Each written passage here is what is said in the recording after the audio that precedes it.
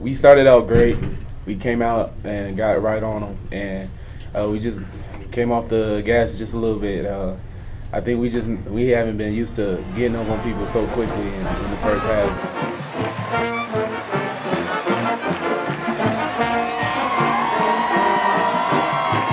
It wasn't the prettiest game here Thursday night at LaVell Edwards Stadium, but BYU got the job done. They're 3-0. They beat Houston 33-25.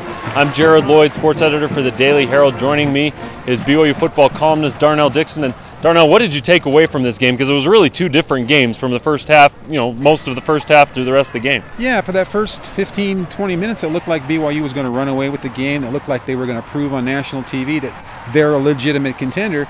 And then things kind of fell apart a little bit. A few penalties here, some turnovers Houston took advantage of.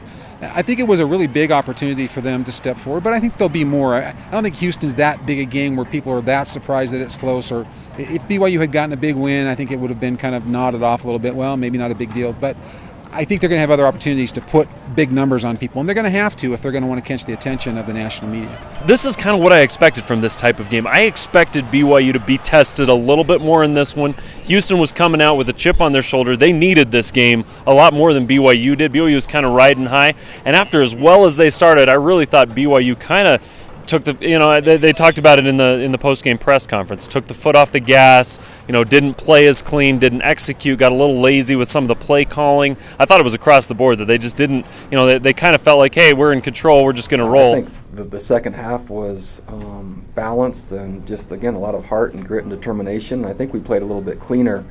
Their defensive back made an unbelievable play on the one crossing route where he took the ball away from our guy, but our defense then held, which was giant in terms of making sure it wasn't a touchdown there. Offensive momentum, we scored when we needed to and we moved it when we needed to. Not quite as dominant the second half as the first half as it started. They're going to have opportunities down the road where they can put big numbers up and impress the voters. The thing about this team, I think, is they really have strength and depth at a lot of positions, and they were tested tonight by an offense. It just wasn't a good matchup, I think, for BYU's defense because BYU had to play a lot of nickel and dime coverage.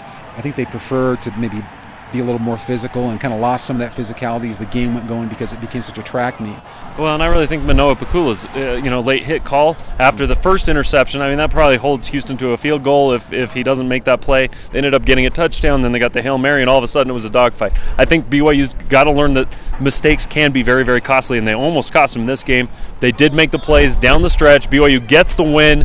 They hold on 33-25. They're still undefeated, so now they get a long week. A week from Saturday, we'll be back here at LaVell Edwards Stadium to see BYU take on Virginia. Now Virginia team's got a good defense, so BYU better be ready to play, or they could find themselves in trouble. So once again, BYU wins 33-25, and now looks forward to a game against Virginia.